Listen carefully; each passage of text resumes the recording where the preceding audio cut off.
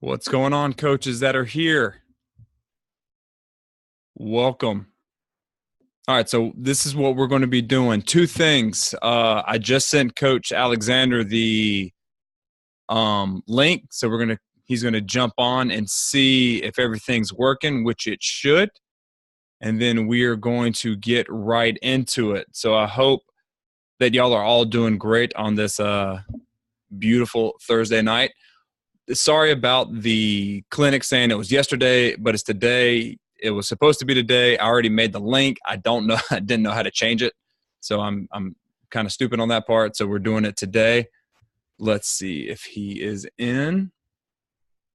There he is. Unmute. Coach Alexander, can you hear me? Yep, I'm here.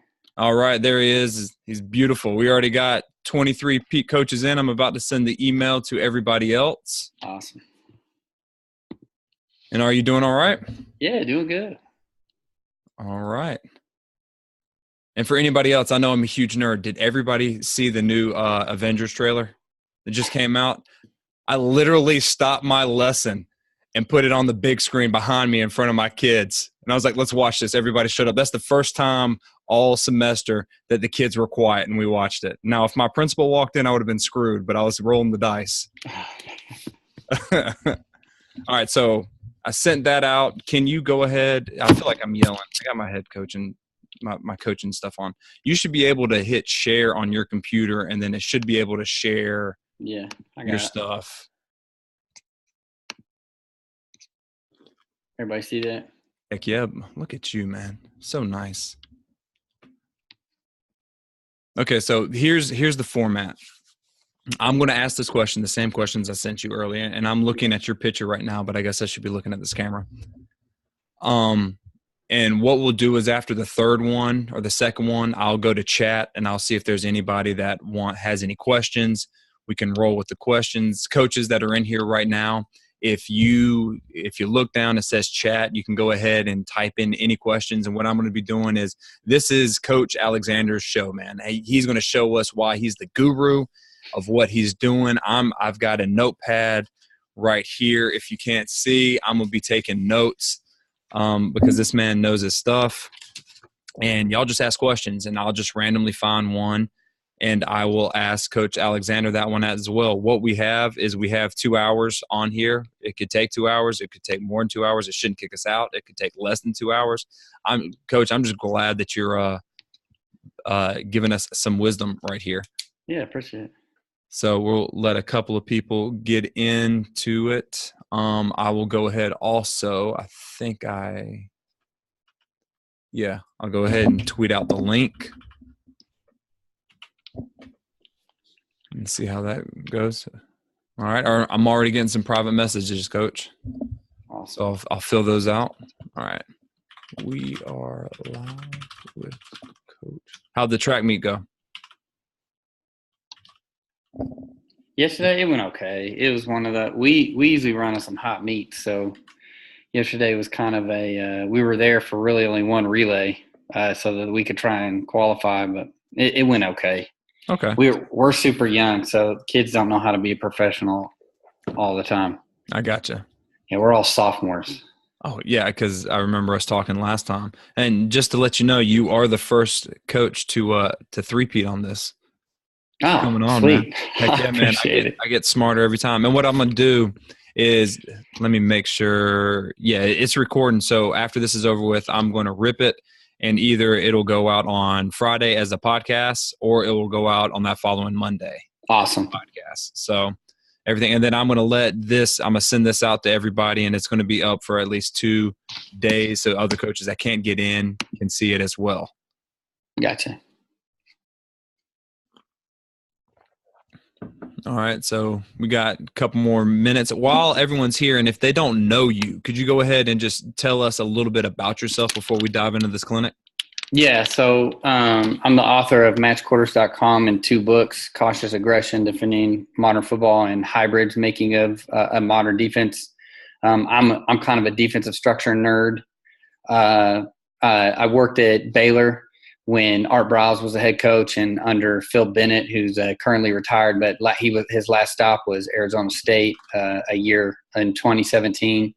So I've been at the college level and I've coached at the high school level. So I feel like I have a kind of a unique experience. I'm working under Art Browse, who I still refer to as probably the greatest offensive mind I agree that college football's ever seen. And just because of how, I mean, he basically took what Leach has done and made it even more bizarre and high powered and added tempo to it. And just so being a lot of the stuff that I've done comes from defending in the Big 12, defending in Texas high school football, which is very spread centric, very unique, very different. It's not everybody's running the same offense.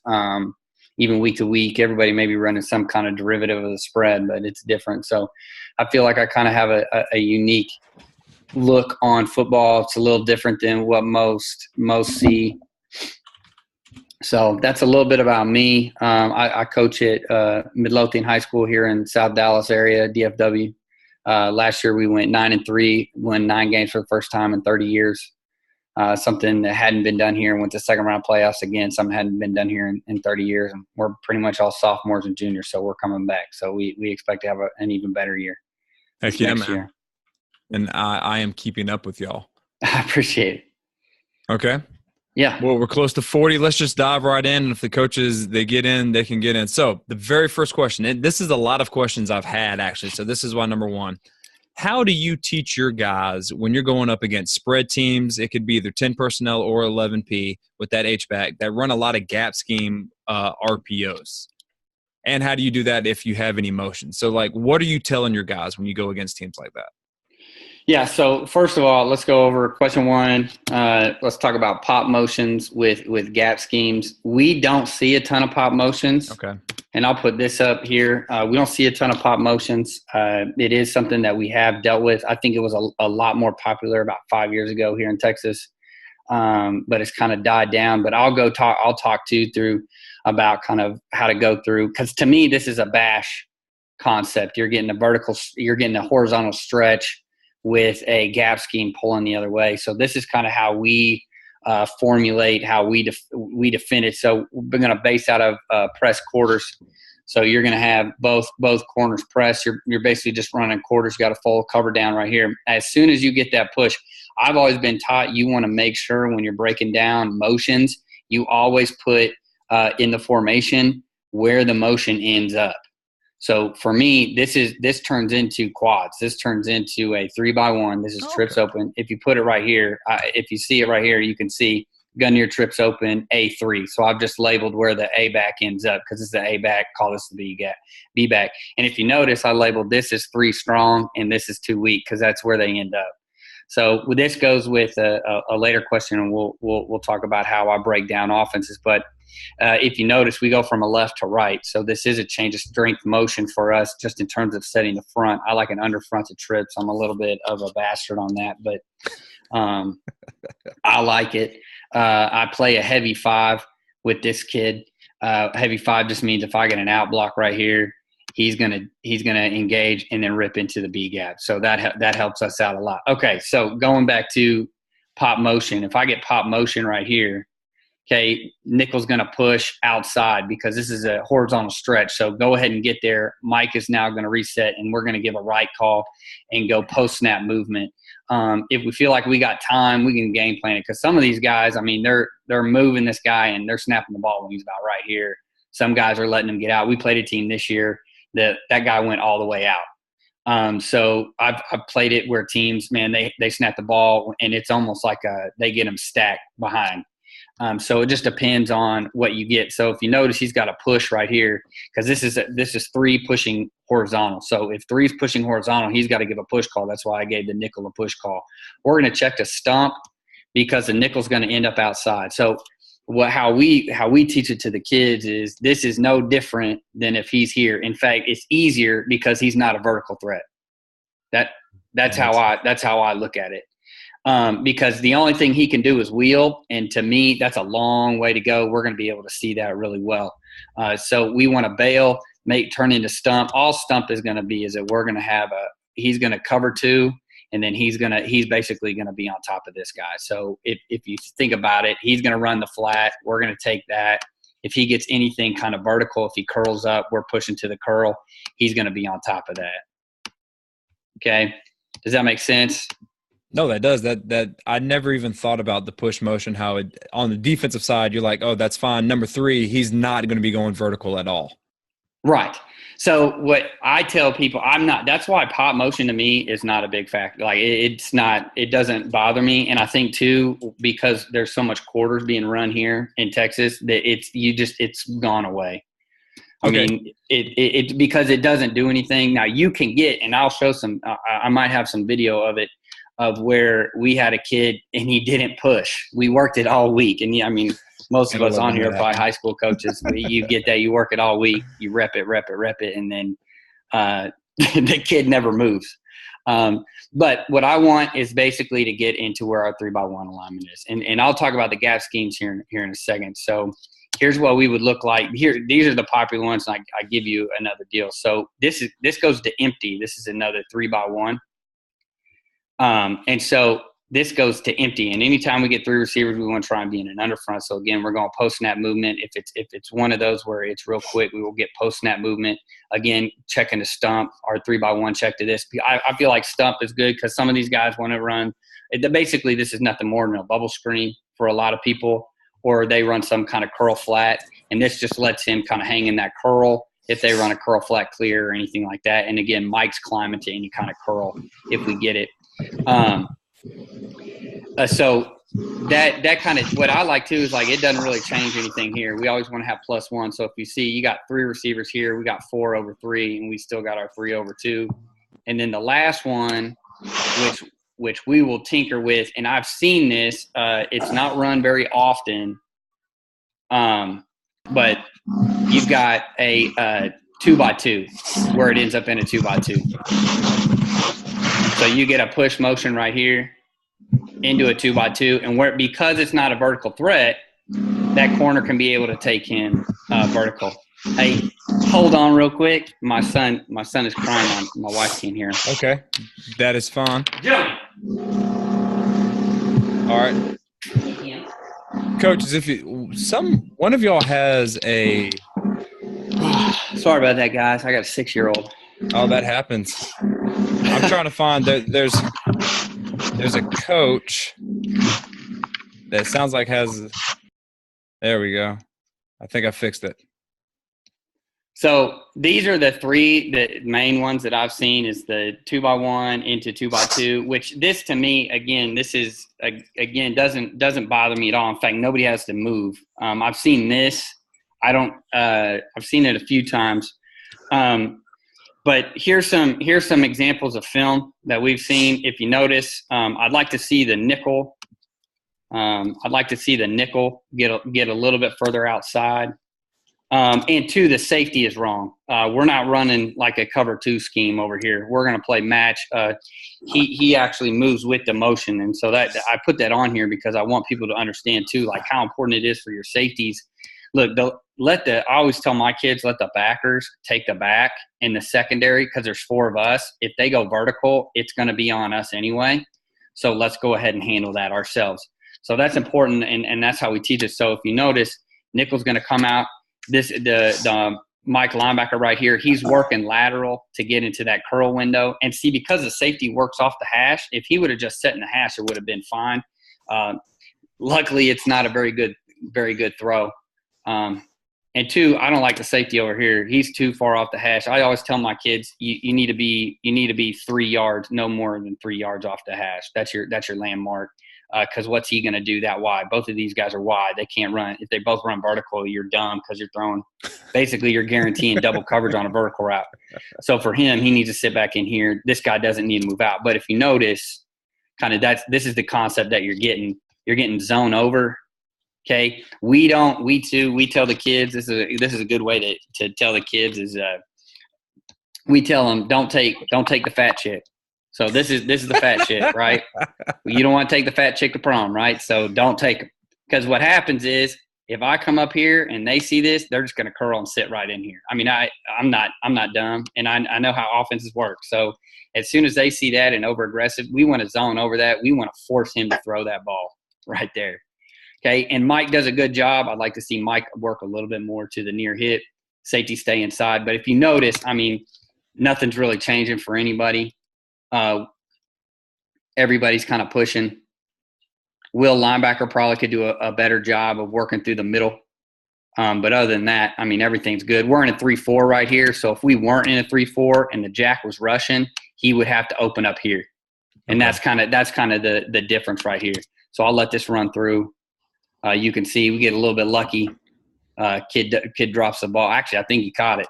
So again, and that's on safety. So when I break this down, I'm telling that kid, you're late because of alignment. All right, let's go to the next one. Here, let me get out of this. I'll go to wide copy. All right, let's go to the next one. So what I've done is so I gave an example of this, kind of giving you an example of that. And then what I think is the toughest, if you're going to do this, especially gap scheme, is going to be the counter off of it. So to me, this is no different than a bash. Okay, back away. So you're getting stretch. You're getting a horizontal stretch. You get the added value offensively of that this is an RPO read. You're probably going to read the mic. So I kind of showed where everybody should end up.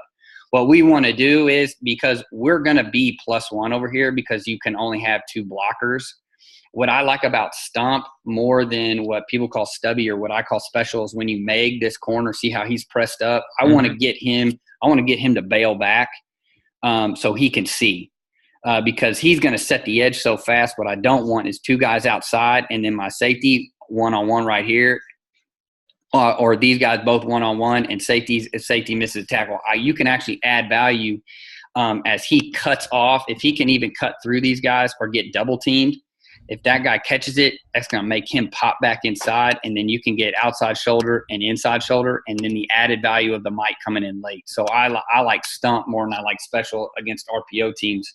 And I think if you watch some of the big boys in college, you're noticing that there's a lot more stump being played than special, and that's because of the rub off of number 1. But how I like to do bash is let the box fit the box, let the secondary, if you're outside the box fit, which the nickel is right here, he's outside the box fit. If he's outside the box fit, he's taking the RPO. The mic can always read out of that. So what I put here is I've shown you both options. They're going to read the mic. Okay, quarterback's going to drop back like it's a kind of like to let it set up, and then he's going to follow that counter. Gotcha. Now, you can box the pole, you can spill the pole. I like a box just because you've got a guy come and fit support. If you spill that really fast, that can go really fast, and then that allows him to kind of bypass. If they know you're going to spill, they'll bypass that will every time. If you box it, they're going to have to try. They're going to try and chip him so that guy can log around or turn it into a spill. Is what I've found. So if you have that will kind of fight through that box, and sometimes that guy will just come straight up. But the mic sees the pole, and he's just shuffle. The key, though, is that defensive end. We got into this a couple years ago where our guy would just chase the pole, and that killed us because you can give the guy a back door if all hell breaks loose, or you want to force him to throw. This guy's just going to work straight to the quarterback. He's got quarterback and option responsibility anyway, so he's just going to charge the mesh. If he gets 2 down, he's just going to charge the mesh right now and make that quarterback decide, am I throwing the RPO or am I going? Usually you can get in his face, or you can force him to panic a little bit. He might even eat the ball. If you look right here, we're going because if you remember back to the original slide, we're going to go to a right call. Okay, we're going to check under. That's what that says right there. So when we're checking under, the natural thing, and I put this right here, is that if we get a block back by that center, man, that tackle can go ahead and climb back over. That gives us numbers to the front side. Nose is going to rip through. Hopefully we can force the double team because of line movement. That DN is going to spill the first polar because he's got even though he's got the 3 tech, we're not going to box that. We're going to spill. I like to spill with the DNs and box with the back. That's what I was about to ask. What's your preference? Right. So my preference is to spill, and I'm a little bit different, and I know that, but I've done it both ways, and I've gotten burned more spilling with the backers than I've gotten burned with boxing with the backers. And the reason why I like a box is because we always have a cap fit, and that's why I like split field quarters, especially against running quarterback teams, is because you got a capper on both sides instead of a guy sitting in the middle of the field or a guy over here that can't get over here. So for us, we like to have a split field look. So that's why I put fit support, and that's why I put the 2 arrows. If he gets caught inside, he's going to fit outside. If he gets caught outside, he's going to fit inside. So he just fits off of his anchor point, which is the will. So he's reading like my dumb self, how I teach my smarter kids is clear, cloudy. Yeah. That's it. Okay. Yeah. No, so if that's really smart. So what it allows him to do is really fit off that will. As the will sets the edge, and let's say that quarterback bounces, that guy's going to latch.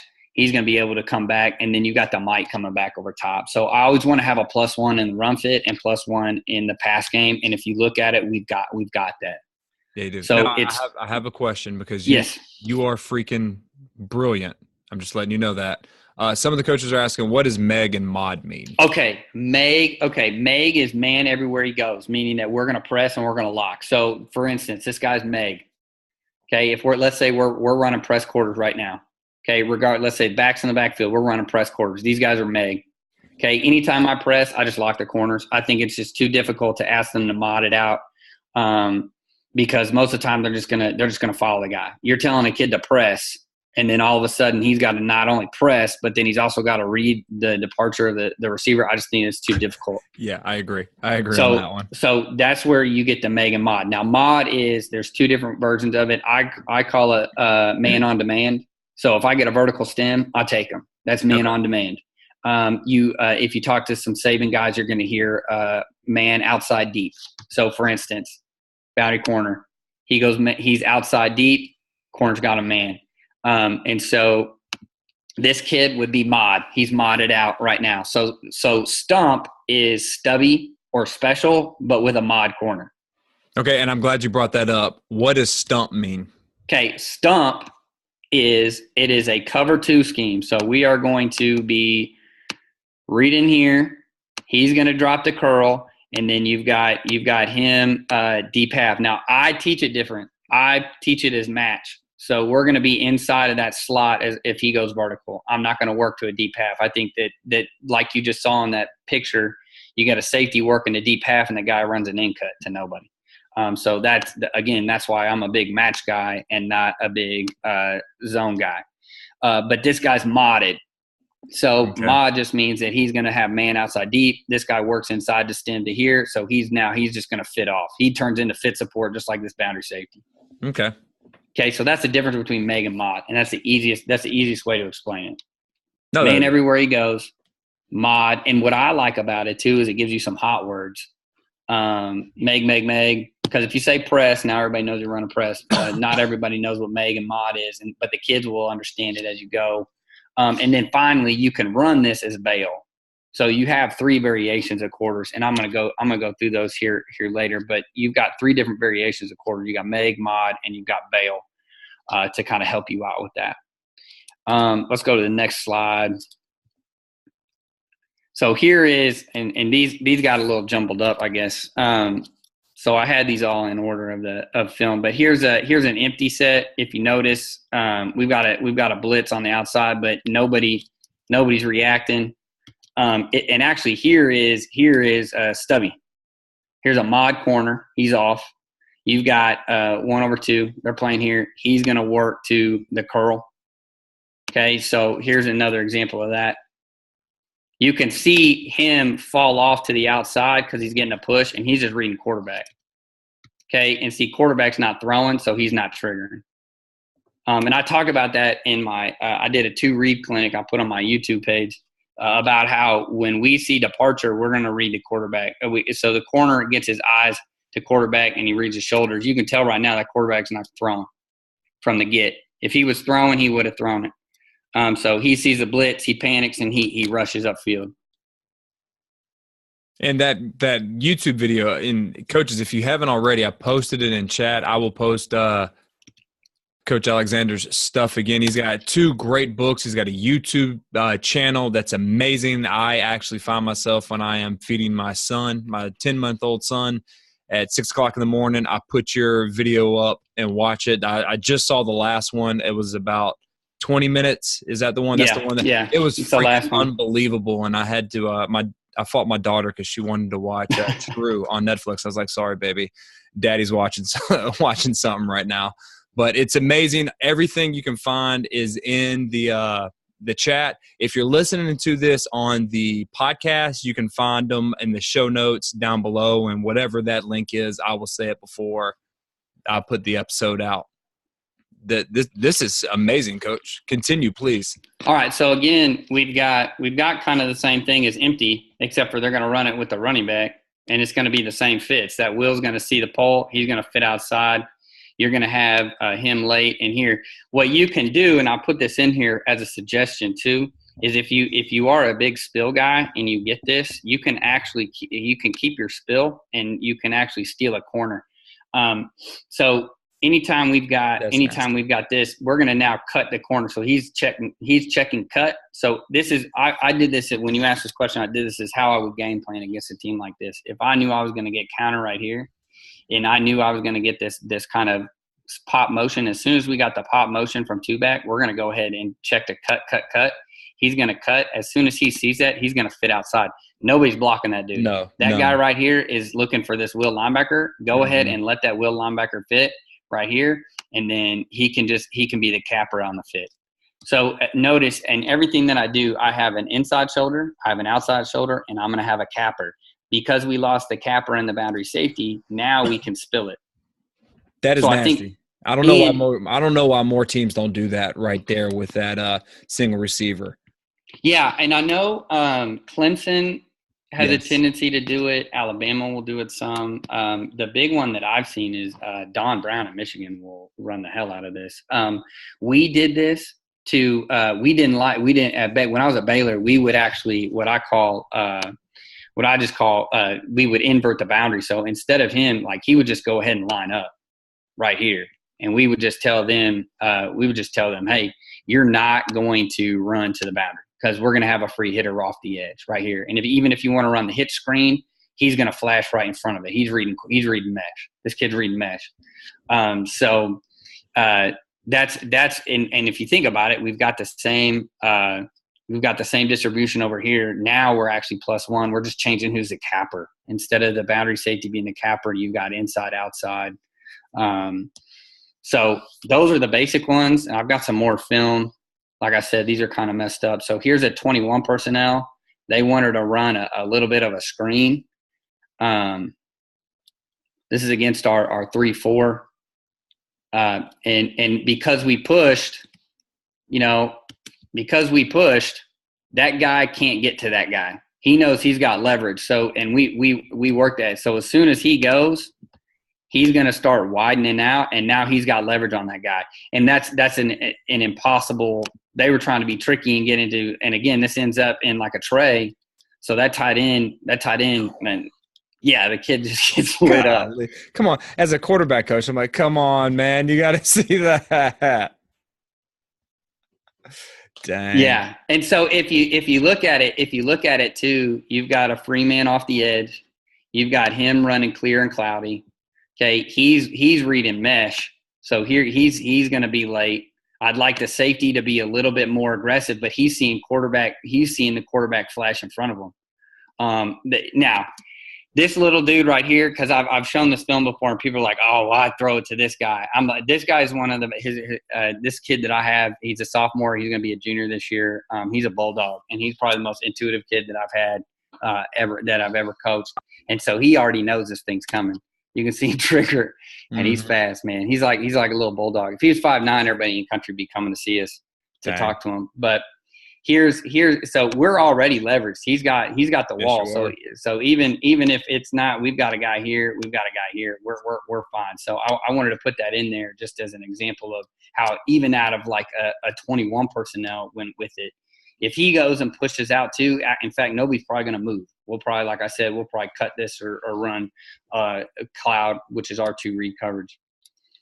Okay, here's another one because I kind of wanted to put in some interesting different variations that we had to deal. And here's the one that I talked about where the guy doesn't move.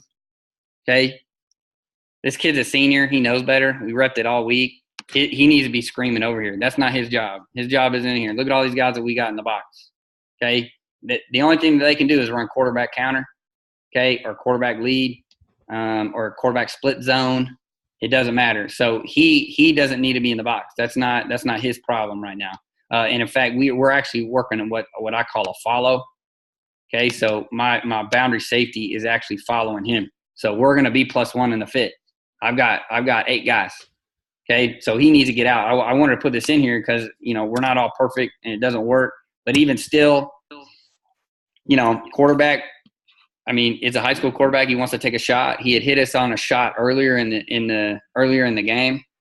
But again, this is that little guy that I showed you earlier. He's a dog, and he went up and got that ball. So he's got to work. That's why we rep it, and these kids have to understand, man, I got to pull the chain, especially when my box fit, I'm not in the box fit anymore. I got to go. So even sometimes you can get lucky if they don't push. But I wanted to make sure that people got to see a couple of different variations that we've seen. But really, that's about it that we've seen. These are all the ones that I've seen in like the last 4 years. All right. Now, does it change to you if it's 2x2 and they do the same motion to 3x1? Does that affect your kids or your calls or anything like that? No. Here, I'll go back to that one. So, for instance, this is 2x2. This isn't going to change anything as he motions out. No, I'm talking about the left slot. So if the running back stays there, but take one of the slots, whichever one, if they go from left to right or right to left. Okay, so if he comes over here? Yeah. Yeah, now that might change it. We may not run stump just depending on what they want to do. But again, if it's fast motion, we probably will because it's a little different and I tell kids it's a little different because what they can do is run some kind of a switch vertical. We ran a team this year that every time they did a quick across motion like that, they ran a post wheel, repped it all week. They went to it, didn't work. So we tell the kids not to panic it with motion. And I learned that from coaching in the Big 12. If you watch the Big 12, nobody motions. I know. I noticed that, and I was wondering why. Split quarters. Gotcha. They're just gonna shift with the linebackers, and they're not gonna panic because everybody's teaching top down. Everybody's like, hey, we're gonna protect a vertical shot, and then we'll work our way down in our pedagogy. So, and that's the thing. You let the backers take the underneath stuff. You let the 4 vertical threats. And so for me, I mean, that guy's not a vertical threat anymore. He literally has to stop, plant, and go forward. So what are we going to get? We're going to get some sort of a wheel. So if we're going to get that, I mean, if it's a 1-2 or if they motion him all the way out here and it's this, we'll have a plan for it. We'll have a plan for it. So that to me isn't that big of a deal if you get that kind of a push motion. Okay. Well, I appreciate it. Now let's go to the second one, which a lot of coaches wanted to know. How do you teach your guys to combat teams that run a lot of option routes or have some kind of option in their route structure? Okay, so what I did is I'm just going to go through the basic coverages to explain how we defend it because it's important. It comes from, and this says mod, it should say Meg. So you're going to have press, release. I've gone away, so I put this in here just so you can show kind of the evolution of my scheme, and that's why I wanted to put it in here. Is because if we're not changing and we're not getting better, then if your stuff's the same year in and year out, you're probably someone's catching up with you. So we used to do a mod where if he got an under release, well, I was finding out I was like nobody's really just running the under right now. So we actually switched it to Meg. So this is actually Meg and not mod. And so press means he's going to be locked on. We're going to have a 2. So this is basically bracket coverage right here. You're going to have an under and an over on the slot at all times. It says match 2 and you're going to push. Match 2 and you're going to push. So if he goes out, we're going to push with him. He's going to cap it. Okay.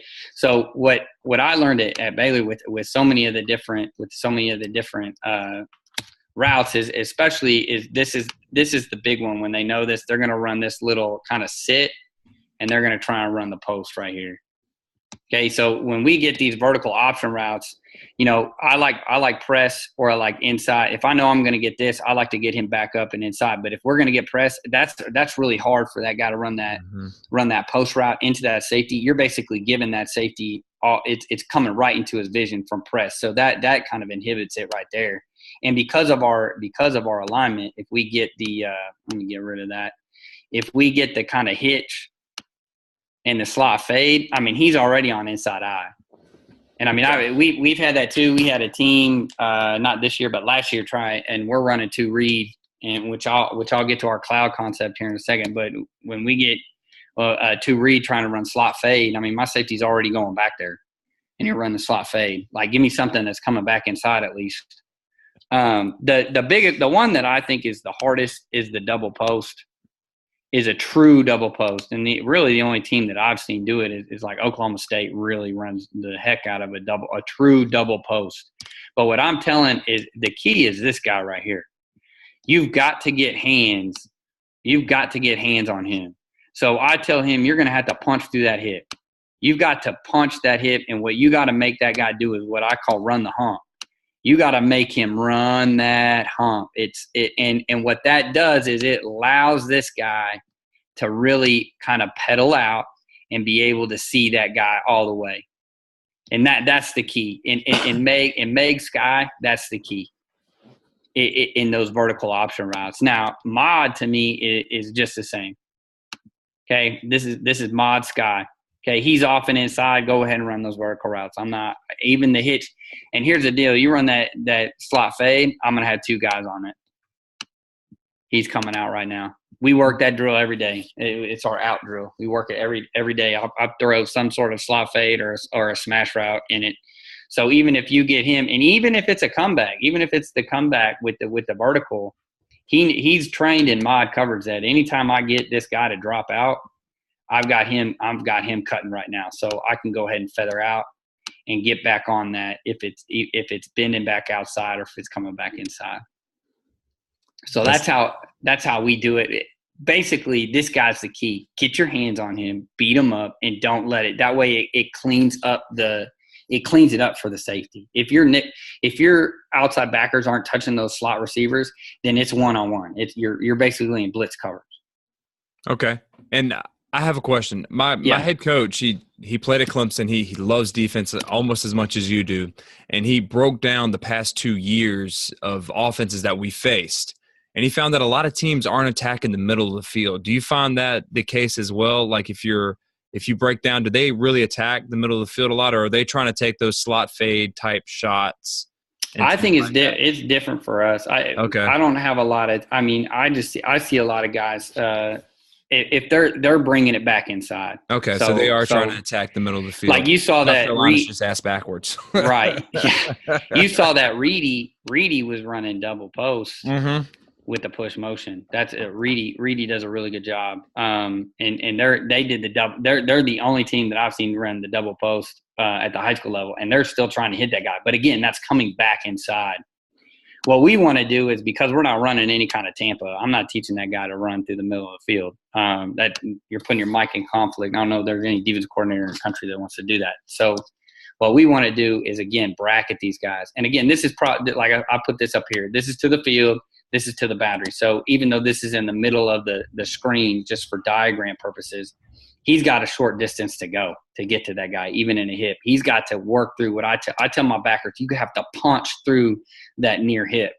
You've got to make that guy run the hump. He's got to run a bender back inside. And that really helps that down safety or the boundary safety really sit there. The next one is our cloud cover. So we want 5 yards. We're feathering out. We're going to be head up to inside. I've worked outside. I feel like the outside just gives you slant routes all day, and then they can just run that all day. We played a team, and they murdered. Now, obviously, we won the game, but I mean that to me, I walked away from that game like we got to have an answer for that, because you got that Sam linebacker chasing, and then he's got to pivot and stop. He's trying to, I'm telling him to punch the hip, and then here he is, because they know we're running read, and we're trying to cut that from an outside alignment. You're just asking for it. So it's basically just run the space for this guy. So I've always, and when I was at Baylor, we worked inside leverage, and people say I'm crazy because aren't you going to get inside? But again, I put this here for a reason. It says split rules. So if these guys get super tight like this, he's going to work outside, because what are they probably going to do? This right here. Mm-hmm. Okay. So that puts you in better spot. If they're wide like this, we're going to get head up. Okay, and I don't care if he has a two-way go, because I can at least pivot on that slant. I can at least play with that outside foot, and I can drive on that slant, even if they get the slant verticals. Because we saw teams were starting to do that to us. They're running some slant verticals. We run another team that will run when they see two read, they'll run this. They'll run the seam dig, which to me is similar to those vertical option routes that you're talking about, because they're pushing you vertical till they're on your toes, and then they're cutting across. So going back to like the vertical, how do we do it in cloud? We want those guys. I'm feathering out, so this is going to be slow, and then I want to beat that guy up. Okay, I want to get my hands on him, and same here. So all of our match concepts are really kind of the same, if that makes sense. No, it does. Now, which one do you prefer if you had a choice that you can only run one the whole game? I like press quarters. I like Meg quarters. I mean, Okay. now I'm blessed with two dudes that can run. Yes, you are. But and I've talked to several DB coaches, even at the college level. Like I got to listen to Van Malone, who is really good defensive back coach. He's now at K-State. He was at SMU with Morris. But he even said he was like he felt like even with slower guys, press coverage, if you teach soft press, and he talked about how he went away from the hard press. So like putting this guy up like right here, and then you're just jamming him off the bat, but kind of back him up to about 1.5 to 2 yards, and what I call feather out, which is like a hot foot shuffle. It's just like a drum, just I want those feet just popping. And what you're doing is you're putting all the pressure on that receiver. And we work a drill. It's called a first step drill, where I'll have the receiver's jab step just vertical, and the corner just feathers out, because we don't ever want to react to that first step, because most receivers, if I'm going to go out, what's my first step? I'm going to go in and then I'm going to work out, or I'm going to go out and then I'm going to work in. And so what we do is we work that first step drill just so that we can get a good look. Now here I might have some film of our vertical routes. I love how offensively, as a wide receiver, we're telling them, okay, if you want to go inside, your first step should be outside, and vice versa. Right. And you were trying to combat that by saying, hey, hold your water just a little bit on that first step. Right. Just wait. Right. Just feather out, because I've seen it. I mean, I've told the guys, I said, look, you'll go to 7-on-7 and you'll look like you're going to press, and that guy will literally just run right into your chest. They do. Yeah, they'll just motor, because they're taught, they're motor until you get that guy to move, but my guy doesn't ever move. And so we've gotten really good at it. I believe in soft press. I even have a soft press clinic if you want to know more about it, I have it on my YouTube channel. I'm glad you said that. Let's go ahead and promote your stuff again. Coaches, I see your questions. I'm going to ask a couple of them real quick, but this man has great stuff that you need to do. So I'm going to post all of his links to his YouTube, to his website, to the 2 books, which, buddy, I'm going to have to say, I love them, man. When's the 3rd one coming out? You've got me jonesing for another one. I wish. I don't know, man. I got to find time. Maybe next Christmas I'll try and get one done. I don't know. That would be a great Christmas gift. And the coaches, if you're here, seriously, click all of these links, buy his stuff. It is amazing. And if you are listening to the podcast version of this, it will be in the show notes below. And just to go, both books are on defensive structure. Like it's not I'm never going to sell my playbook. I don't believe in that. I'm not trying to sell you a system. I'm just trying to say, hey, this is the stuff that I've seen. This is what I've been through.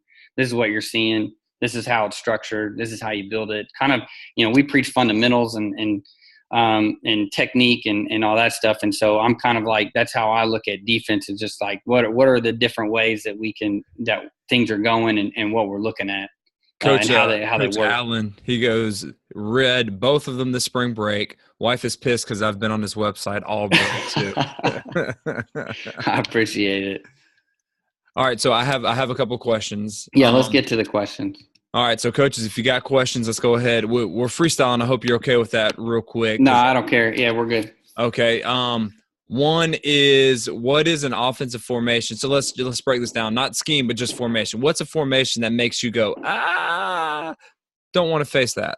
I think it was my man Dub Maddox who tweeted out. He said God's formation, and it was Ace Trey, and I was just like, no, pistol Ace Trey.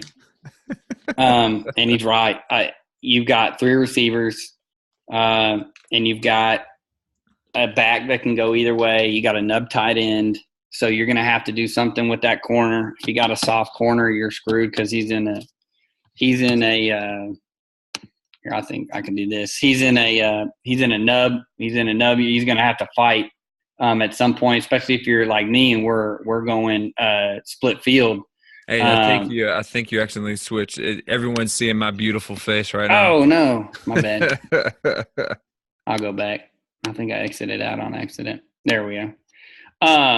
So I think for me, Ace Trey is difficult. You can't run solo. You can't kind of get a middle of the field player, kind of a capper guy that I like when I'm running against Trey formations. You kind of have to have an idea of what you're going to do. They got pin and pole, they got inside zone, they got outside zone. I mean, there's just a lot going on.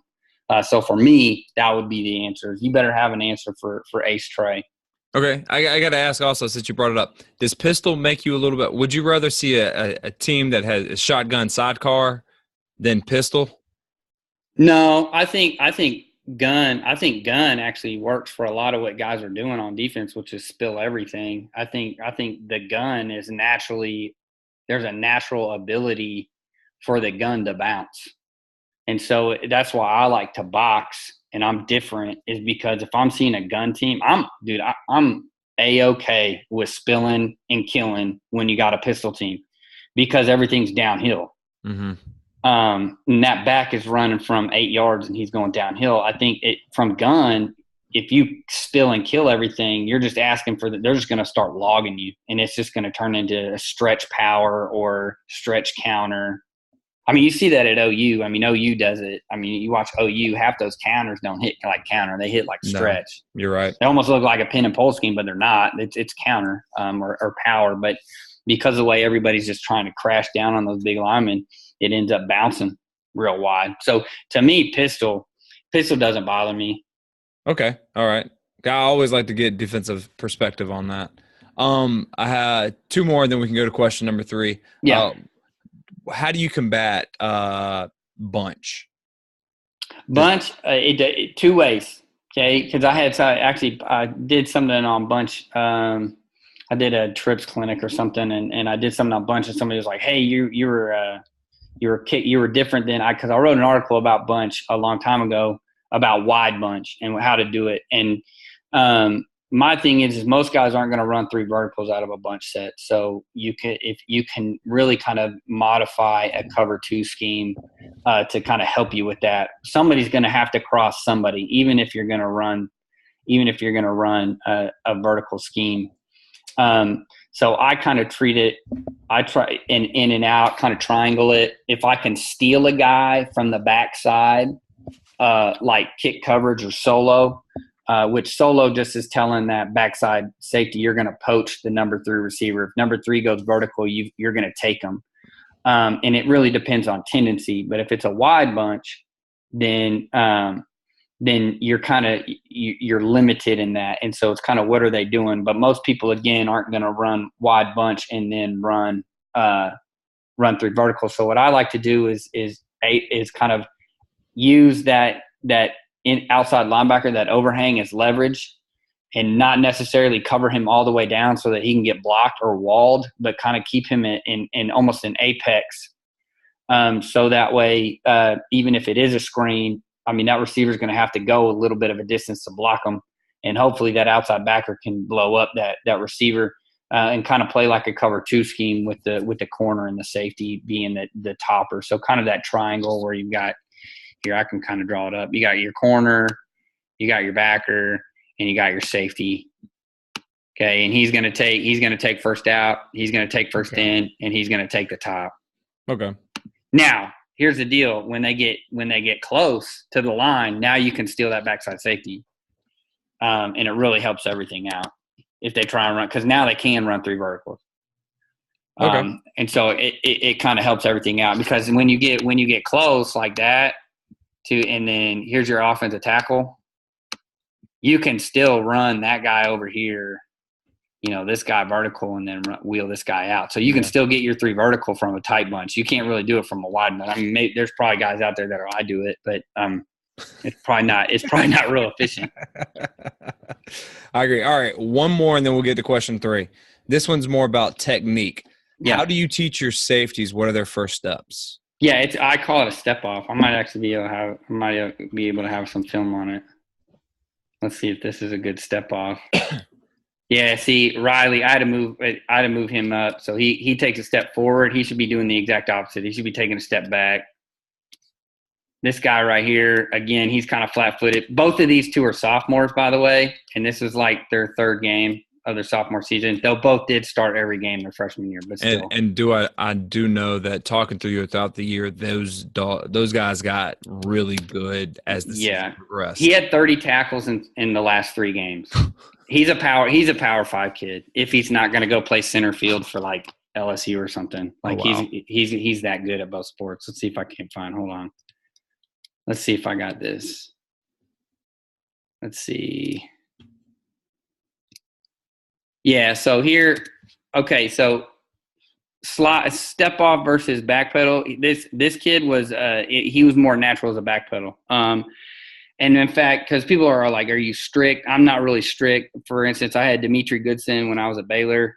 We had him; he could not slide or shuffle. So he was straight back. He was a basketball guy. He played point guard at Gonzaga, and then he transferred in to Baylor to play football. Ended up playing in the NFL. Played for the Packers for a while, but he could not slide. What I call slide. He was a strict back pedal. So here you see it's just kind of a tempo back pedal. Notice he's going to get faster, 1, 2, 3, and then he gets fat. Then you can see him kind of pick it up. I just kind of want to step off. And here, this safety does a good job. This is what I want. This is a step off. Him right here, this kid right here. If you watch it, it's going step, step, step, and then he's reacting to what he sees. So that's what I want. And really all that changes depending on coverage is depth. So we're either at 10 yards for Sky or we're at 12 yards now. Because you can tell we're in Sky right here. We're in Cloud right here. So you can see the tempo. Watch him. He gets fast. He's bailing. And then you watch this guy down here. Pop, pop, pop. Slow. Almost square. Almost like a basketball player. And so to me, that's what I want. And here's a look. We were talking about soft press. Here's a look at soft press down here. That's actually a really good example of it. Is that your bulldog type corner? Yeah, that's Riley. So that's another good example. So I'm glad I did this. But that's a good example of soft press. See, and that kid ends up doing the delayed release, but it's basically nothing more than a speed release outside. So so to go back to that last question, this is a good example of it, because Sky, we're going to be slower. Cloud, we're going to be faster because we got to be the capper. We got to be the topper of what I call the topper of the coverage. Whereas he's intermediate. It's basically man coverage with help underneath. All right. Well, that is really good film right there, by the way, of all those guys doing the good stuff. So it's almost like their secondary coach knows what he's talking about, right? I try. Sometimes I watch this stuff and I'm like, man, I don't know what I'm doing. But they're young. They're gonna learn. Oh, heck yeah, man. All right. So here's the question 3. When we had a couple of team coaches come out and do this, how do you game plan for wing T teams, especially when you go from spread one week to wing T the next? How do you do some carryover so you're not trying to teach something totally new? So we have a really unique advantage in Texas, because most of Texas, especially north of I-20 where we're at, is spread. In fact, if you go, the teams around us are Duncanville, which probably if you watched any of Texas state championships, you know who Duncanville is because they lost to North Shore in the very last play. That's right up the road from us. Cedar Hill has been a power for a while. They played Bishop Gorman a couple years ago. DeSoto is the team in 2016 that had 23 Division I scholarship players playing for them, and when they won their state title. That's one more than that can start. So that just kind of tells you about them. It's also the fastest area in the state. You're always going to have the fastest track times in the country come from this area. So once you get north of us, it's really, really fast. But our district is random. We have 2 flexbone teams, a wing eye team, a power spread team in Alito, who's one of the top teams in their 11 personnel pro spread. They'll bring in a H-back every once in a while, but they're one of the best teams in the state. They won state last year. We played Reedy again this year, which was a 21 personnel, 11 personnel spread team. And so and then we have several, we played Shoemaker, which was all empty. Half the game was in empty. We played 2 other teams that were based out of 20 personnel. And then one team that was like all over the place, 20 personnel, 10 personnel, 11 personnel, all the time. So we had this exact question every week is, okay, last week we got done playing against a flex ball. Now we're moving over to a 20 personnel spread team. What are we going to do with the snifferback? So what we end up doing is it's all about concepts, because even in the flex bone or the wing T, you're still getting 2 stacked receivers, which are your wing, your tight end and wing. So your concepts that you use for stack, you can modify and work that. So that we do that. We all of our sky and our cloud, all that stuff, we just modify it. Hey, you're gonna run it, but maybe instead of stepping back, we give a sink. You're gonna sink it this week, which is instead of a step off, you step down. Which I showed that picture of where my safety stepped down. Had he been to the single receiver side, it probably wouldn't have been that big of a deal. So what we do is we teach concepts, and then we go over. I think it's. I think the one time that we played a wing T team in 2015 when I was at Lovejoy, we sold out and we totally changed up our scheme. But then again, we had the kids that we could do it. Lovejoy is one of the top academic schools in the state. So, like, if we wanted to do something crazy one week, we could do it, and the kids were fine. So I think you got to know your kids, and you try not to wholesale change, and you find out, okay, what are some light things that we've got? So, for instance, when we played the wing I team, we went back to, hey, you remember how we defended the flex bone and their slot counter? Okay, wing T runs slot counter, but it's the wing counter. And so now you go back to the different things and you say, okay, you remember this. And so what we've done, and 2, when we structure our spring ball to where we're going to work a team. Now we do have the luxury that we run the flex bone on offense, so we don't necessarily have to worry about that. We see that every day. But we'll structure it every week where we'll go, okay, we're going to work on 10 personnel this entire week, and we'll work. Monday's 10 personnel day, Tuesday's our wing and flex bone day, so on and so forth as we go down. So we try in the spring, we try and hit everything that way. Okay, that makes sense, because we kind of do that too, because our team, or we used to, a team in our region was the only team that ran the wing T. So we would defensively would dedicate in the spring like 15 minutes every practice to start seeing that kind of stuff. So it wasn't new to them when it was that week. So y'all are doing something similar during the spring. Yeah, and I think you even go back to, like, I heard Kirby Smart talk about how they played Georgia Tech every year. Now it's probably going to be a little different now, but I mean, for them at the time, like, you got to work option. You can't just show up the week of Georgia Tech with those kind of athletes and just be like, we'll figure it out. So he talked about how they work it in spring, they work it in fall camp. Now when we get to the season, we're not sitting looking down the road saying, okay, well, we got that wing T, and really it's a wing I. We don't really see the wing T, but they still run wing counter, but it's kind of like, okay, we're not sitting there thinking we're in week 2 and we're playing them week 6. We're not sitting there thinking like, okay, we got to get our wing. You got 15 minutes of our wing concepts in. I mean, we try and put that in the spring, go through it a little bit in fall camp. That way, too, and you got to teach, like I said, light concepts. Find out the things that you use similar. So, like I tell the kids, there's no difference from flex when you got 2 receivers tight to the line. Then if they're split out, we're gonna treat it similar. It's just going to be a little bit more aggressive because they're run heavy and they only throw, 9 times a game. Okay, all right. So that's kind of how we do it, and then we find a way to get an extra guy somewhere. Okay. Like if they motion a guy, how are we going to be able to use that guy, the guy that motions? how are we going to be able to use that safety, like when we're running against even with the wing and their motion, zip motions and stuff like that, how can we work that? How does that work with, relate back to jet motion and things like that? Okay, so I'm glad you brought that up. When you're playing wing T teams, I know they have the jet motion or the flat motion, and they have the motion in the back. Do you, as a defensive guy, are those two different types of reactions you want your defense to do based on the motion, or do you have the same motion check regardless of what kind of motion it is? Does that make sense? Yeah, I mean, like I said, with the quick and pop motions it's really eye candy. And so we try, or they're trying to get, like, for instance, the flexball team, like they're trying to get the toss, trying to get to a toss if it's going that direction. Most of the time they're going the opposite direction and they're going to twirl the guy back or they're going to do something. So we just try and kind of stay home.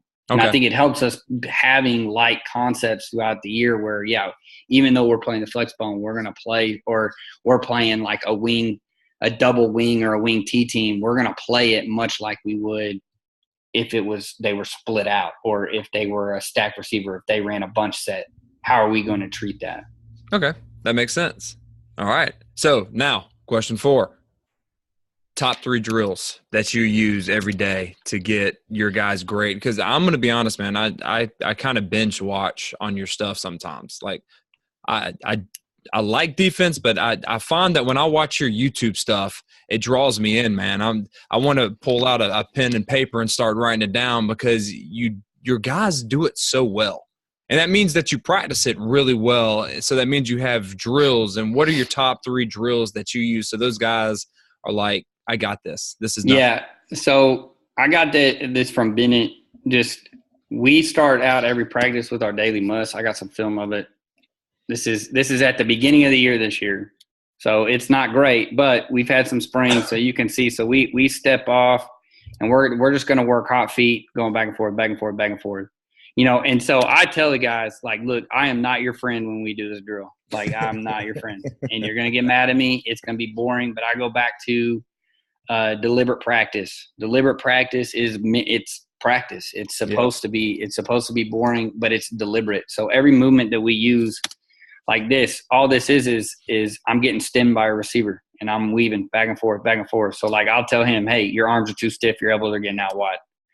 And just kind of stay in your tuck, stay in what I call your hula hoop. You got a hula hoop underneath of you. You don't want your feet to get out wide. And so we'll work this down. That is a nice teaching cue right there, man. Right. And so I tell kids, like, for instance, this kid, he's got his elbows out. I tell him all the time, I will go get towels and we will stick them in your armpits. And we did that at Baylor. Ahmad Dixon, 5-star athlete.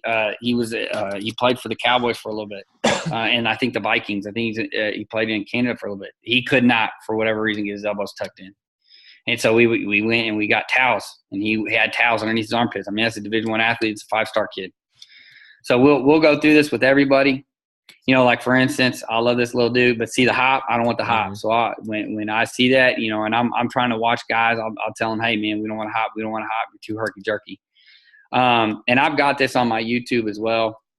I got this from Ron Cooper at A&M. We do it in fall camp. Don't necessarily do it during the season. But just to get their feet hot from moving back and forth. It's a good little press drill, even with the safeties, because they're – when we're in blitz technique or they're sinking down with a tight end, being able to get flat foot and then turn and burn. The key here is you want to throw that hand to your opposite hip pocket. This is my big stud kid right here. And I'm hard on and what I do is I'm watching everybody, but I'm watching my top guys the most, and I'm ripping them when they mess up. Now, I do that on purpose. Because if the second, third string sees, like, damn, coach is ripping him and he's a stud, right, I wonder what he's going to say to me. I like that. I do the same thing. Yeah, and I just think it's important. It sets a tone, and they know. And so eventually they start getting on kids. And I've got really good kids. They'll coach each other. So here's the other transition. So now we're just going to go tight pole. Throw that elbow down and go. Like with my guy right here. Even though he's a great athlete, but he's really tall. He's 6'2", so he'll throw that elbow up. And I'll tell him, I'll be like, nope, hey, elbow down, elbow down, elbow down. Stay in your tuck. Everything needs to be nice and tight. This is a good example of it right here.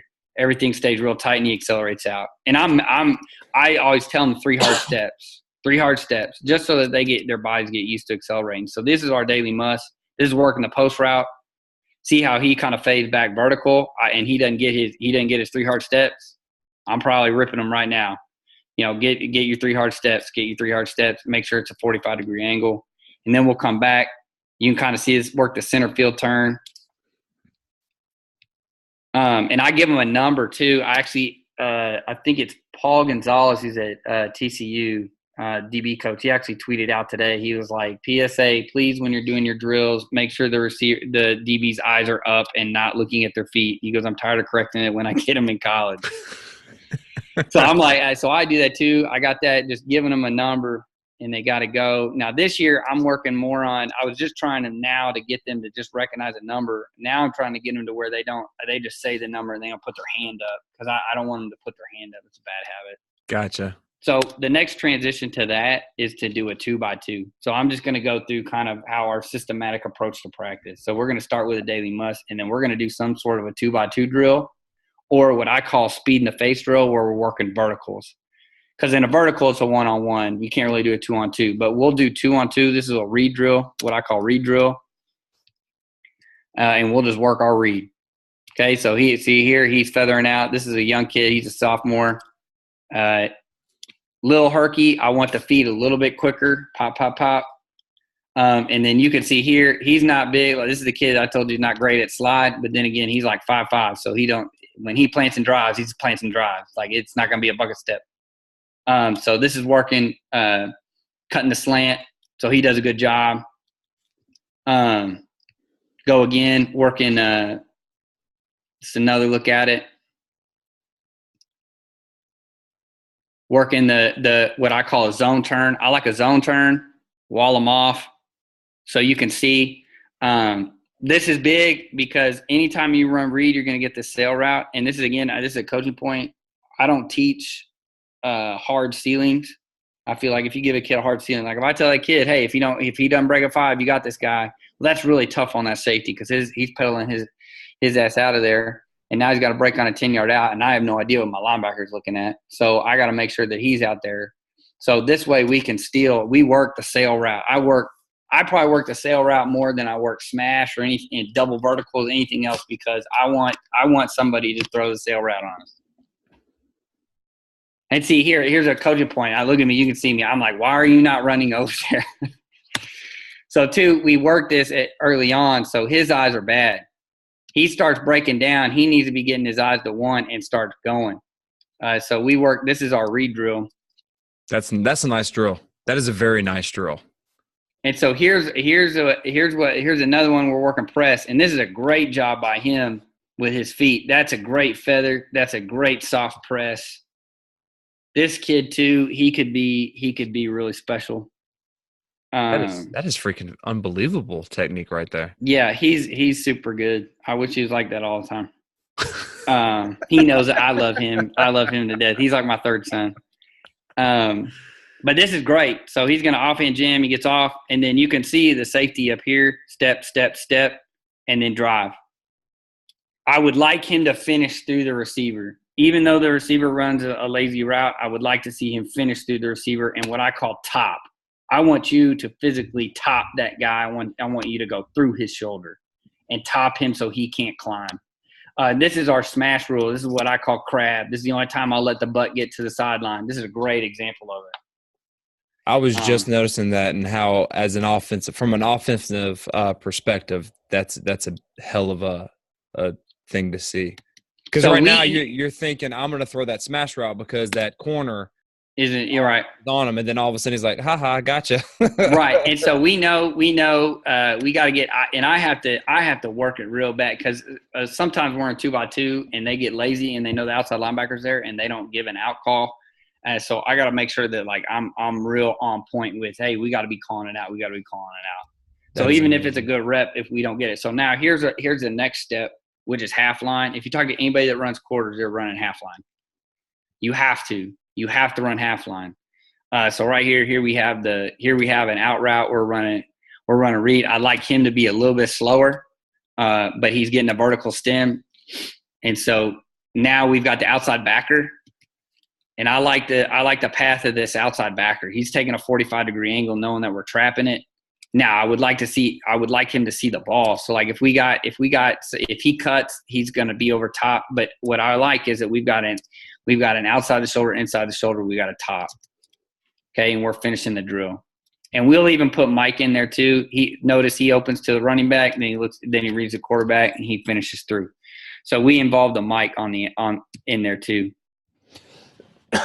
So here's the other side. So what we did, we just went to the field. Now we go to the boundary, working the curl. So we've got like a curl flat right here, backer.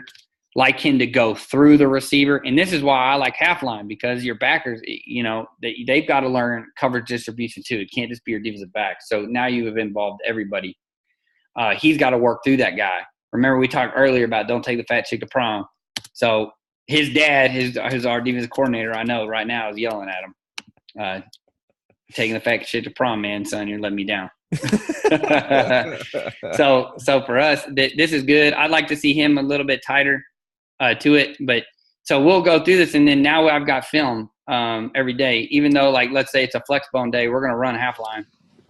So again, here's another example: outside linebacker doesn't work through the snag. We see this all the time. People running this. This is what I've seen. This is the new Y. This is the new Y corner. Everybody's running the snag here with the push by the running back. And then running the seam, the fade right out here. I want him to work through that guy, knock him off his route, and I would like to see a little bit better path by the Mike, but the Mike and have the Mike run through. And so this is helpful for your linebackers, not necessarily even your DBs. But if you see here, he gets a stop.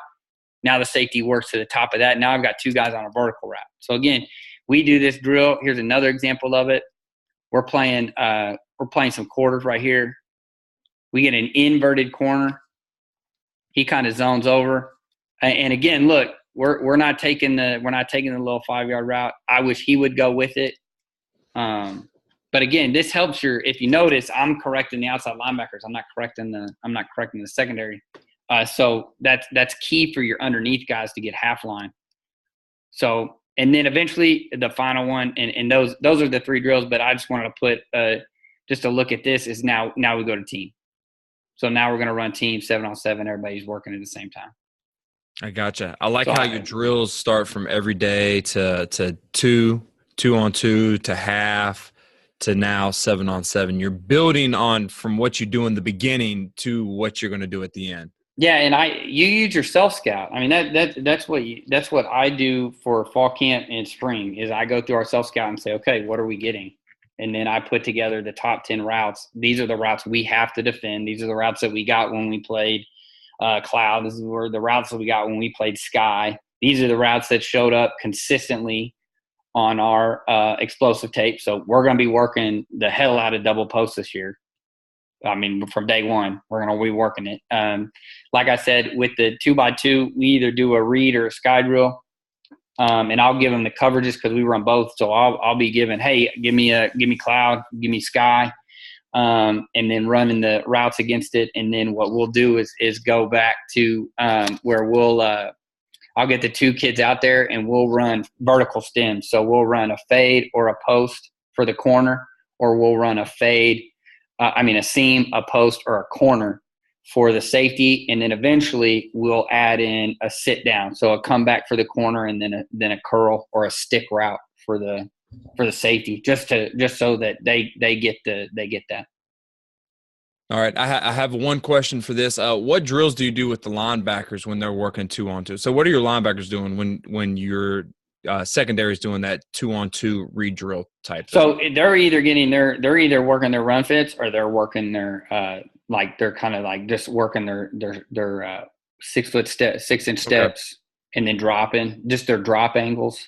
This is something that we've gotten to.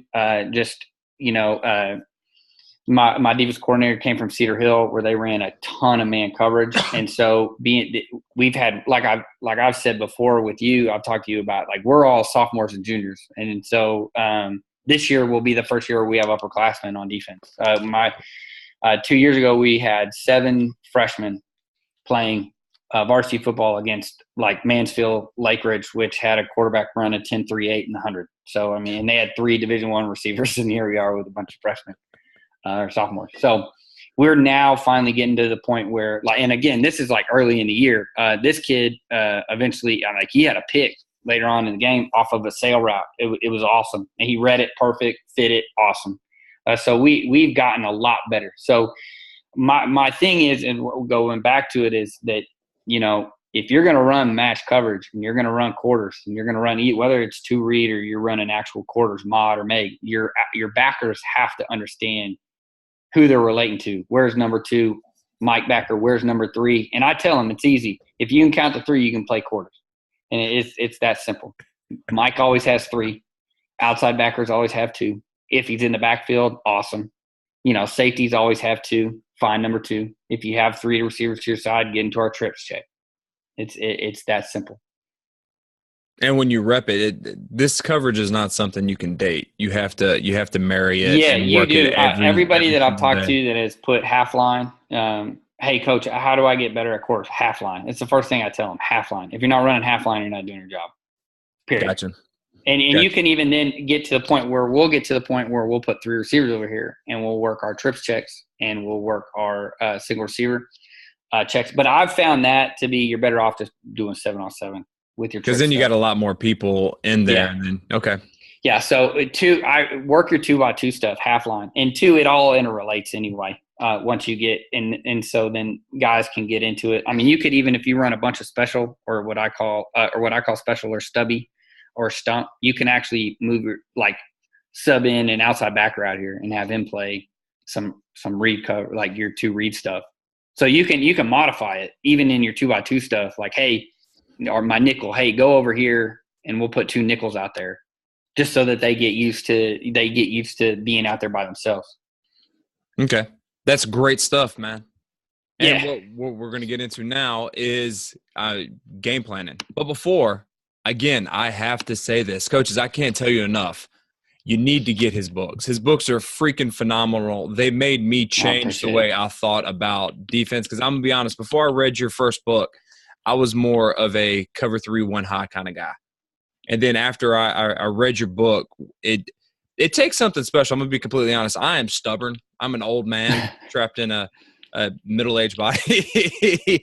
And you changed the way I thought about defense. It's like, holy shit, this guy is absolutely right. I need to start diving more into it. And then I got into your YouTube channel, and then you came out with another book that was freaking unbelievable. So, and I'm not the only one. Coach Jordan says best books I've ever read on football. I appreciate it. So I am, again, posting it into the chat. Coaches, you need to check his stuff out. It is unbelievable. His YouTube channel, and what I've done with your website is I've linked to your links page where you lay everything out, where you're like, hey, you take coaches on a journey from this is what you need to read first, this is what you need to read second, and all the way down. So again, you need to bookmark his site. You need to subscribe to his YouTube channel, which is blowing up, by the way. I see that. You're steadily getting. I need to put more stuff on there. I just don't have time to do it. It is freaking unbelievable. And some of those things, man, you need to take down and sell. Honestly, I mean, they're that good that they're amazing. And then your books. I just figure if you take a few things from the site, then you'll buy the book, and that's why I try. You need to, coaches. Seriously, you need to get them. They're on Amazon. They really are still on. You will be looking at it in about a year from now when you start publishing in them, and you'll see like they're going to be worth $230, and you're going to be like, shit, I should have gotten that when I had the chance. We'll see. And for those that are listening to the podcast version, they will all be in the show notes down below. And let's get to question 5. We got this one, and we got one more. We still have – this is how good of a guy you are, man. We still got 90 coaches here. Yeah, an hour and a half, and you were just dropping knowledge bombs. And if you want to watch this again, I'm going to send out another email and a Twitter. This will be up for another 2 to 3 days because this is unbelievable. And question 5 is, how do you game plan? Like when you're going into it, do y'all meet on Saturdays or Sundays? We meet both, but it's like half days. So okay. I just want to preface that. Yeah. So what do you do? Like what do you go in and you're like, okay, how do we shut this team down? I start with formations because that dictates everything. Everything from coverage to alignment, assignment, what we're going to do, and then I break it down by concept. So like I put a couple things down just to show you how I do it. I'll kind of expand so you can see. So for instance, I have personnel set. So for instance, this is 21 personnel, or this is 11 personnel. They got a tight end, they got 3 receivers, so I'm just gonna put 11. Set, this is a single width. So I'm just gonna put SW, single width. The formation, I create my own tab just so, because I'm a nerd and I like to label everything by myself and have it. It gets me in trouble every once in a while, but I like to do it. I like to do it myself. I like to just nerd out and break down film because I'm weird like that. Thank you, Phil Bennett, for that. So all this is to me is gun near. This is just trips. So I just label it gun near trips. Okay, I don't put trips open because it's not open. I just put trips. So I automatically know this because I didn't put open, I know that it's nub.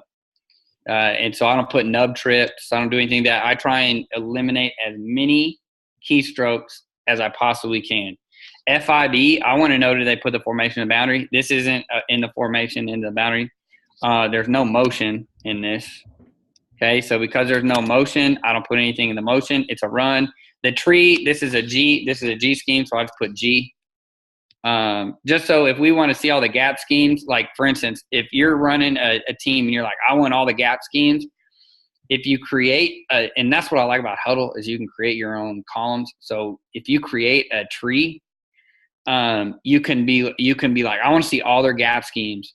I want to see if they're pulling with the same guy every time. Well, okay, now you can put all your gap schemes without having to go to offensive play, analyze, and click, okay, all the powers, all the counters, and depending on how you label it, like for instance, my DC, he labels everything left and right. So you have to go look for not only the left but the right, and then if you want to do it all in one and keep it consistent, you just label them all G or zone, Z, which is zone. I think O I put for option. R is all the zone read stuff, like read. And then backside route, what I do is I always go back and I look, okay, tight end runs a snag, so I'm just going to put Y snag.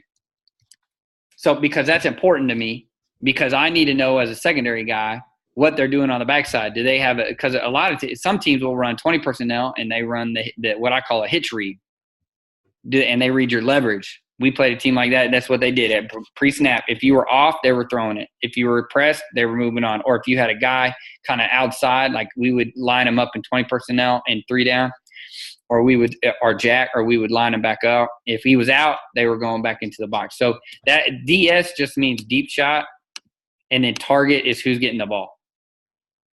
And so what we do, I label them the receivers. I have different names for them, but to keep it consistent, we just give a number. So like if they were to throw it out here, it would be 1 left, 1 L, and that's how my defensive coordinator likes it. So that's how we do it. So here's another play. This is different. So this is 10 personnel. This is 2x2. So no motion. So 10 personnel, 2x2. So I'm just going to put in the set. I'm going to hit 2x2. This is going to be gun near, doubles. It doesn't really bother me because this is the big tight end kid that they have. He's always on the ball. So I don't go in and actually label it that this is different. Sometimes if it's not, like let's say this is a different kid. We played a team one time. Every time they got on this, they ran smash. Well, I'm going to keep track. So I call it Twix and Twin. So that's what it would be. It would be Twix, TX, and Twin, TW. And so I keep that no motion. It was a run, so it was a lead. So we're just going to you just put zone or man, M for man. And then backside route, because what was away from it, did they RPO it or anything? No, they blocked. So I just leave it blank. There was no deep shot. Quarterback carried the ball. I'll do one just to show you what it looks like for a pass. So here's an empty. Okay, I just put Cougar, or you can put 00. Sets 32. It's just gun empty. The pass is a divide, meaning that I'm getting 3 verticals. So if you notice, I got 3 verticals. So for me, and what I've noted, I'm a big believer on concepts over individually numbering stuff because it can get really convoluted as you go through your self scout or as you go through. Because one guy, it's high school guys, like one guy's not going to run the right route. Like, so, but if a kid gets a vertical route, that dude's running a vertical route. Like if coach tells him to run a seam or a fade or a post, like that dude is running a seam, a fade or a post. All this other stuff. So what? And two, like to me, this is what I call divide. So you get a vertical. He's trying to sit in the middle of the field. He's vertical, and then these guys are no different than if they were in the back and you air raid guys. You guys are just pushing them to the sideline. So that to me, I think it's called shakes. Isn't that what it's called? Divide, and it's called shakes or something. I don't know. I've heard called different things. Something like that. I'm just looking at it. I'm still laughing because you're absolutely right. High school kids. Sometimes high school coaches make it way too difficult. Right. So for instance, here, this is doubles. We're going to be, and this is just going back to a coverage rule because see how wide they are? We're not going to run two read. We're going to run, this is an automatic sky check. And he already knows, like I'm anticipating either he's going to run underneath or he's going to run it out. And as soon as he runs out, he's going to trigger on it. I put FO for fade out. We put sprint out. If you notice, I have now in is like for the RPO stuff, drop back DB sprint out, and I'll put sprint out and FO is just fade out. So I'm getting a fading out. I'm trying to put as the least amount of keystrokes as I possibly can. And if you look at the target, okay, this is number 2 to the defensive left is getting the ball. So you automatically know who's getting the ball when you're looking at it. So we're driving on the out route. Okay. Now this is a one route, and I'll just say this is just me getting on my soapbox. A lot of people are afraid of quarters because of the fade out, but I've watched this clip numerous times on different, and by clip I mean I've seen this play many times, and it's hard even for a 5-yard out for a high school quarterback to hit that every single time. Now if you know you got a dude that you're going up against, then yeah, trap that corner and just sit on it. So this is what it ends up looking like. This is called a hit chart. And so what I do is, so I just showed you like 3 or 4 plays that I broke down. And then what I do is I get them all together and I put them together. And I don't care about right or left because you're already tracking that anyway. Most people are going to track right or left anyway. Is the ball going right? Is the ball going left? I don't care about right or left. Well, coach, what if they pull from one side or not? Well, you're going to figure that out by just watching film. But what I want to know is how are we going to defend the damn formation regardless of what hash it's on. So I do this as a hit chart. If you like this, I've got a template on my website. If you go to the shop, and it's not this exact one, but it's very similar. It's a little bit more basic and so you can kind of toy with it and do what you want. And I think it's only like $6 or $7. But what I do is notice, and I can show this to the kids. For instance, I just PDF this and put it into Huddle. And you just use a PowerPoint. So here's our gun far, or this is gun far stack. So here's a tight end. So it's gun far stack or stack. It's twin. Okay. And what I've done is I even put the numbers of the receivers in the kids. This is what we're getting. Anytime they got in this, we got 2 bubbles, we got 2 slot fades, and we got a sprint out with a corner and a slip. Okay. What do they run? They run zone. Packer is our quarterback stretch, and then they run power, which is like same side power, or they're running power over here, pulling him, kind of kicking him out. And you notice, hey, they've only passed this 7 times, so we know this is a run heavy. Here's another one. So what if I get quick motion? Well, 33 times they've run this, 10 times they've run jet, so I put it in there. If it's a double digit, I'm putting it in there for the kids to understand, hey, I need to be alert to a jet, and I need to be calling this out. Anytime, and I put this up here, the 2 times that they ran jet, they ran deep cross, which all deep cross is this guy's going here, this guy's running a post. So the corner knew as soon as I got here, if the Y goes inside, I'm cutting middle of the field. We were not going to let them run deep cross on us. If they don't, then the kids know that they're getting 3 verticals. So that's real simple for my secondary guys to look at. They knew that. And I noticed I only put them in here if it's 2 or more. So yeah, you're like, coach, there's only 4 passes here, but there's 8. Well, they did like 4 other things that were just flavor of the week type thing. Gotcha. So what do I need to defend? I think you can get too convoluted. with it: zone, lead, power, and then packer again. So we kind of knew that. Here's an example of one that I put. They ran stretch 3 times, so we knew we were getting stretch over here. But if they weren't running the ball, we were getting a shot. So I put alert shot, and I give it to the kids so that they know that. And so they go through this alert high lows, meaning someone's going high, someone's going low. I put this guy in green because when he came on the field, we knew we were in 11 personnel, and so we knew how many seats. Since we got 6 jets, that's about a quarter of what we were getting. So I knew and noticed. I put how many times they jetted it with it. So this is how I break it down. And there's different ways. Like, here's a good example. If we got quads, this was the route that we were getting. So I drew it up. So the kids knew, okay, when I get this, I know what I'm getting. And say what you want about doing this, how time consuming it is. I have found that kids devour this stuff when you give it to them. Yeah, and I think too, like as coaches, what you can do is you literally can go through each one. And we used to do this at Baylor. And I would actually make these really tiny. I would make these pictures. I'd put them in a 11 by 17 page, like one of the big 11 by 17 pages. And we would literally go through each one, and we would write our rules for each call, and we would go through it. And that's how we would game plan. Wow. So here again, this is our doubles. Trips. So everything we knew here we go. Alert sprint out. Why? Because look, 6 passes, 5 of them were sprint out. So we better get ready. So for instance, this would change how we ran trips, our trips check.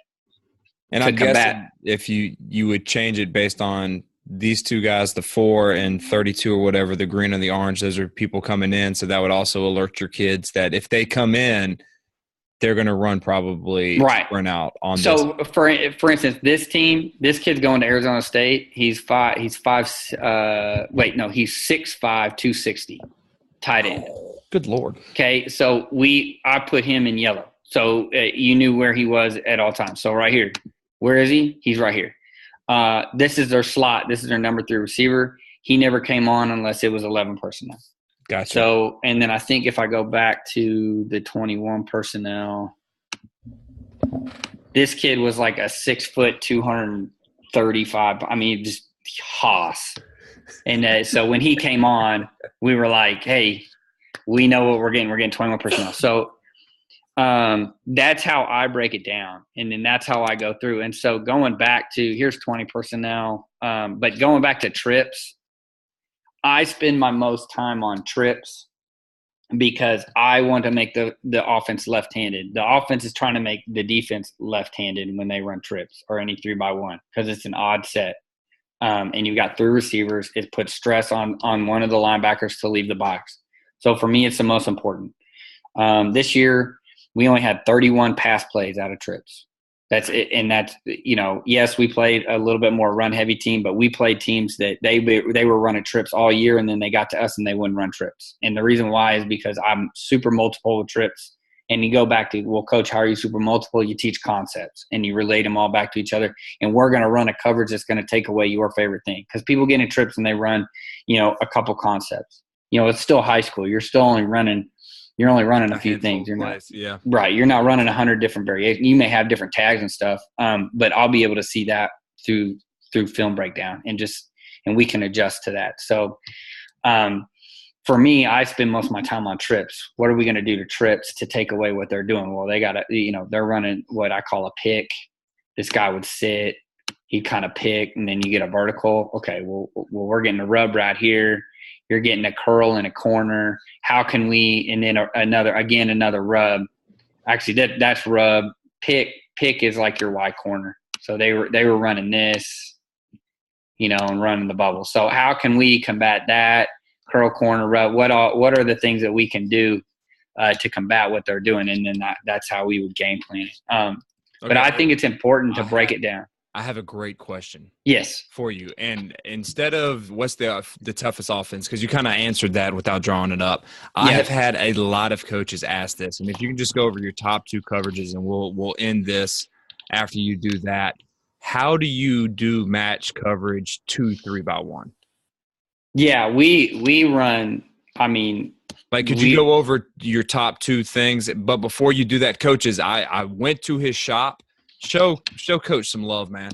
It's right in here. He's got templates galore that you can help. It is in the chat right now. I mean, Coach, I'm gonna be honest, man. I think tomorrow I'm gonna buy one of your shirts. I'm a rocket, man. That thing looks nice. But Coach has got templates in here that are freaking amazing. They're on there. He's got a little donate button that you can help him out. I hope I'm not embarrassing you. I mean, no, you put out some amazing stuff, and I just want, you're doing all this for us. The least we can do is help you out. So I promise you, this weekend, if hopefully you have a shirt that fits my fat ass, I am going to get one, and I'm going to rock the hell out of it. And I'll say this about templates: if there's anything that you're looking for and you don't see it on there, just DM me or email me, and we can figure something out. So I don't mind. I don't mind doing it. But in terms of trips, my top 3 are stress, which all stress is, and I can kind of draw it up. Backer, Mike, and then you got your safety. All stress is it's basically we're going to run a cover 3 concept over these 2. Okay. He's going to work to the middle of the field. He's going to make him run the hump, and then we're going to bracket this guy. What this does is it lets me do whatever I want back here. I can cut the corner. I can do what a lot of the Saban guys do, which is cone, outside leverage. If I get inside leverage, safety takes them. Outside leverage, corner takes them. Or stem, inside stem, safety, outside stem, corner. I run a bunch of – because of the way that we work, this backside safety is technically my will linebacker. So he's kind of because we run an underfront, he's my alley runner back here. So we'll do a lot of sky. I need to do a little bit better job of taking away this guy as a threat this year. But this is number 1. So what ends up happening is if I don't get 3 verticals, this turns into sky coverage. So that's what I tell the kids. I said, this is why we base out of sky. So the first thing we're going to do is stress. If he runs an out route, bubbles, anything, goes inside, it turns into quarters. This guy just works to 2. So it's 3 to 2 to 1. What this does is when we get to – so if I move him out here, which is my number 2 trick check, which is what I call stump, nothing changes for that corner. You're a mod corner on him. You're gonna work the apex, lean on 2. Now all the backer has now is that we're gonna run 2 read over 2 and 3. And so the safety, nothing changes for him. That's what I like about it. Nothing changes for him. We only change the leverage, and you can jump this guy inside. Now you can, and that's the nice thing about using a full cover down with this guy out of trips. People try and creep him inside. I don't necessarily do that because I can now dictate. They don't know what we're running. If I put him head up, they don't know if we're running stump or if we're running stress. They don't know. So I try and I want to look as static as possible from the get. So those are the 2 coverages that I have. We're either using some sort of bracket over here and bracket here, or we're going to take away this guy. Because what I have found out is this guy is a non-factor in the passing game. Yeah. And in fact, when I did my 3x1 study, I found out that the only time this guy got the ball was when he came back inside. So there's no reason for me to even man him up. Like, I want this guy loose so we're not getting rubbed. So he can kind of work over top, or he can help this guy. So that's kind of what I found is that what most teams are doing is they're giving you this anyway. They're giving you 2 guys here, and they're giving – so what I try and do is be +1 here, which I am. I got +1 right here, and I am +1 right here. And I don't care about that guy. And so that's essentially what we do. We had a team that we should not have beat 2 years ago, kept running 4 verticals at us, and we kept playing stress, and they just couldn't figure it out. They just kept running 4 verticals into it, and they couldn't understand why they couldn't throw it, because that guy wasn't going to throw it all the way out here. That's a grown man throw. So now, if you're up against a Division I quarterback that can throw the grown man throw, which I coached against. I coached against one. Luckily, he was on our team when I was at Lovejoy in 2015. He was a grown man and could throw the deep out. And if that's the case, well then, I mean, there's other things that you can do, but it's kind of like, look, that dude's going to make that throw. So Grown man throw. I like, and y'all had some dudes like that at Baylor too. That could put Yeah. that. Oh, yeah. I mean, we lived on that. I mean, but that's the thing is like you can manipulate it. And what I like about stress is stress has given us the ability. I mean, Bennett to this day. I mean, that's his coverage. Like that's what he runs to trips. If I go talk to him right now, I'm like, hey, have you thought about changing trips coverages? Nope, gonna run stress. Okay. And I love it. I love it. It's unique. It's unique to what we do. Not a lot of people do it. A lot of people run the stump and the stubby or the special, or they run solo, or they're kicking. They just keep it in cover two and they kick that guy over. We see that a lot. I don't like that because you're automatically giving the post. And half the time they leave that cornerback outside leverage. Yeah. And you're kicking the guy out. Yeah. There's a huge space right there. Yes, it is. And it ain't hard to tell that guy to just run the space and tell that guy, hey, he's coming to you. That's an easy throw inside. That's what I live on that because I see that all the time. That in South Carolina, and I know again, like I said, it's ass backwards South Carolina, but they'll be in too high and then they'll roll to three receivers, and that corner on the single receiver is outside leverage, and it's. I mean, my kid has a noodle arm and he can make that throw. Right, and it's you see it on you see it on offensive Twitters all the time. Is that safety will step up or kick back, and it's just one on one. They put their stud over there, and that guy that nobody changes. But I mean, and I even said this. I had two decent corners, but I've had to I got to do a better job of eliminating this guy as well. All right. Well, Coach, I appreciate you doing this, man. This was fun, and I'm gonna have to bring you back for a fourther if you're game. Oh yeah, no problem. And coaches, again, there is his stuff. I will post it again in the chat. Coach is very approachable. I mean, if you join him, if you add him on Twitter, he will gladly get back to you. And he loves talking ball. I mean, this man is a genius. And he is. Look at him. He's very humble. He doesn't want to say that, but I learned something from him every time I talk to him. That's why there's a reason why he's the only one that's been on this podcast 3 times, man. I love and I appreciate follow it. me. You hear me talk about you have to study off defense. As an offensive coach, you can't really just dive all in. You've got to know what defense is doing to try to stop the spread so that you can try to combat that. And you're the guy I go to, man. Well, I appreciate it, and it goes vice versa. I mean, I tell guys all the time, like you got to know thy enemy. I mean, you got to know what the offense guy. Go sit down with your offensive coordinator and go visit somebody that maybe is in a higher class or lower class than you that's just whooping people, and go sit down with them. If you can't get access to a college, what I found too is go to some of the smaller colleges because those guys are just happy that you'll sit down and talk to them. Some of the bigger schools, everybody's going to them anyway. And so you kind of get the generic answers to stuff. But some of the smaller schools, they deal with the same problems we do with lesser athletes. Don't have, maybe you only have 3 or 4 studs. What do you do with the rest of the guys? How are you transitioning year to year when one year you got 4 down linemen, now you only got 3? So a lot of the best information I've gotten is from talking to smaller school guys or guys in my area that I just go and communicate with. And then obviously, find a mentor, find somebody that's willing to sit down and talk ball with you and help show you the way. And just my thing is I want knowledge, man. I don't have all the answers, and I'm searching for them all for sure. I'm trying to get them all, but that doesn't matter, but it doesn't, so just that's what I try and be is I just I put stuff out there just to say, hey, this is what I'm seeing. If you have questions, as you said, hit me up in my DM is always open. You can always email me through my contact page. I will. I know, right?